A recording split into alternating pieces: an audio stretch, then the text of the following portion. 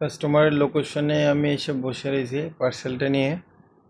Customer হচ্ছে প্রথমে পার্সেলটি নিতে চাইছিল না, পরবর্তীতে লাস্ট দিয়ে মার্চেন্ট স্যারের সাথে কথা বলে উনি বলছে যে কাস্টমার পার্সেলটি নেবে। তো তারপর লাস্টে দিয়ে আমি আজকেও পার্সেলটি নিয়ে আসছি।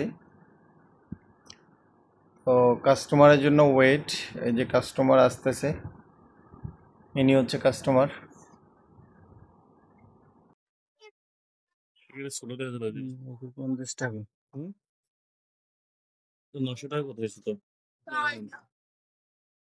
প্রথমে তো বলছিলেন নিবেন না।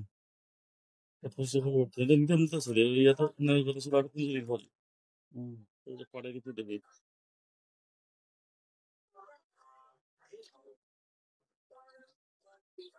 কাস্টমার বলতেছে মার্চেন্টের সাথে কথা হয়েছে যে ওনার নাকি 900 টাকা আর কি দেওয়ার জন্য।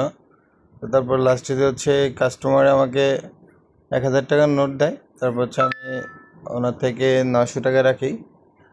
পরবর্তীতে মার্চেন্টকে কল দিয়ে আমি হচ্ছে বলে দিয়েছি, উনি বলছে আচ্ছা ঠিক আছে আপনি ওনার থেকে 900 টাকা নিন।